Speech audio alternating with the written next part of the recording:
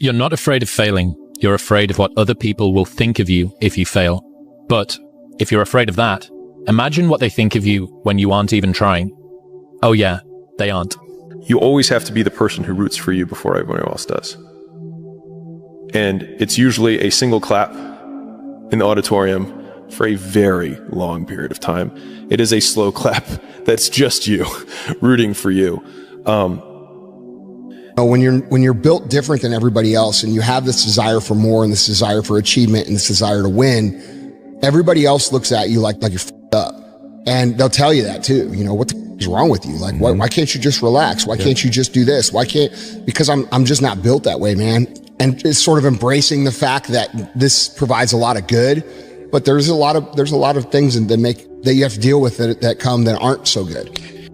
If life is a long journey of self-acceptance, I think the earlier you can accept your own peculiarities as just part of you, rather than trying to justify them or mold to the archetype that you think is acceptable within your social circle.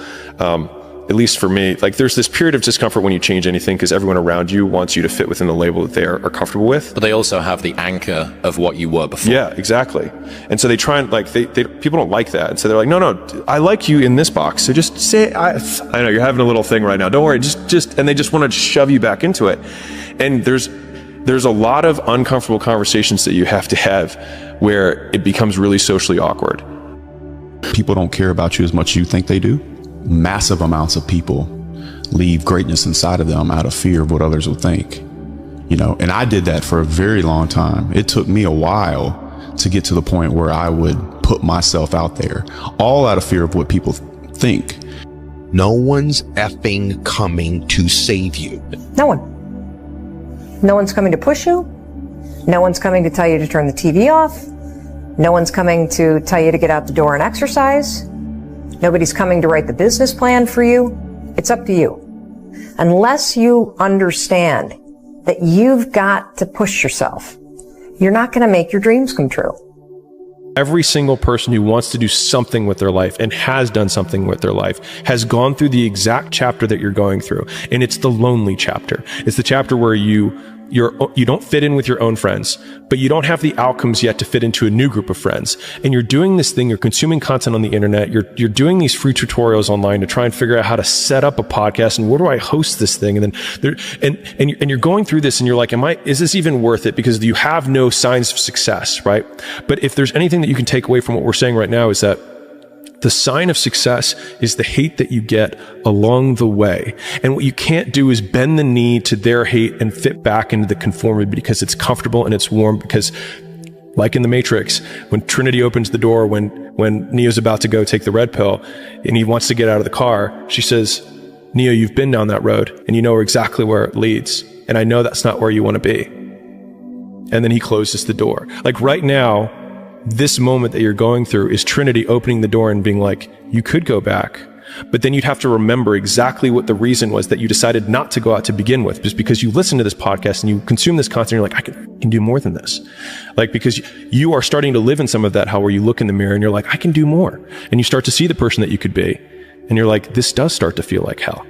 Best advice you ever received? A man named Rich told me once in Diamond Bar, we're in a meeting and we're looking at everybody and we're in this backyard and I'm in the corner, I'm looking at everybody. Everybody's having dinner and there are these tables and I pull Rich aside. I said, Rich, give me the one best advice. And he starts, I said, no, I said, I want one above everything.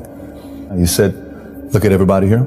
They're all going to read just a few books and learn a few quotes, few titles, few stories to tell from the books they read. And once they make 100,000,000, they're going to slow down. He said, if you keep out improving these guys consistently, eventually none of these guys will be your competitors. And he was absolutely right. So I came back. I took self-improvement to a whole different level based on what he told me.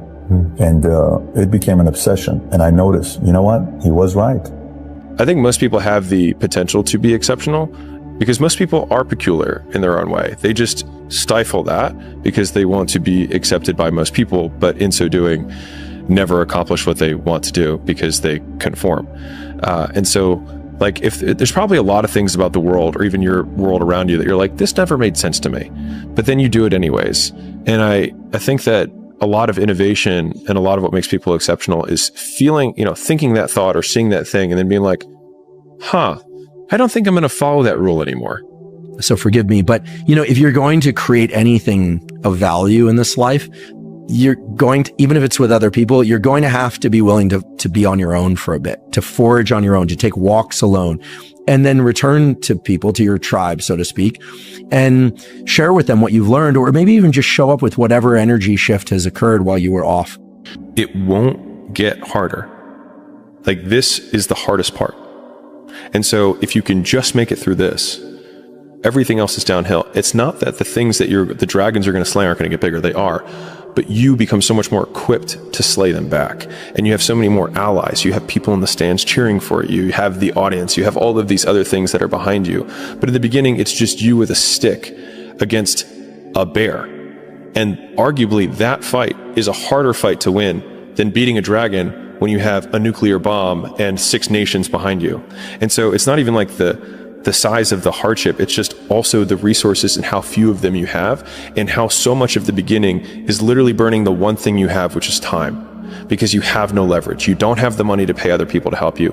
You don't have the resources to go get someone no one can learn it for you. It's like there's a lot of the things that we care about a lot. Like, no one can work out for you. Doesn't matter how much money you have. No one can learn skills for you. And so in the early days, it feels so painful because you look around to see who can help you, and then you're like, fuck, it's me again.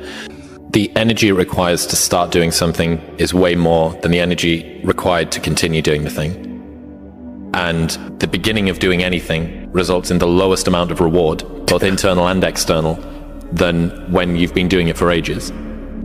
You got to take ownership of what's going on in your life. When you're not where you want to be, and you say it's because the boss doesn't like you, or it's because the girl treated you this way, or the guy did this, all those things, you got to take ownership of them. Yeah. And if you're blaming all these other external things, you're not going to make any changes.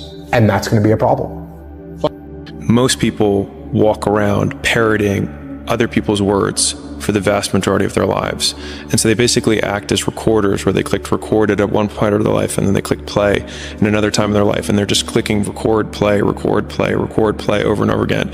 And it makes sense that people feel alone and they feel like they're acting because they never say what they think.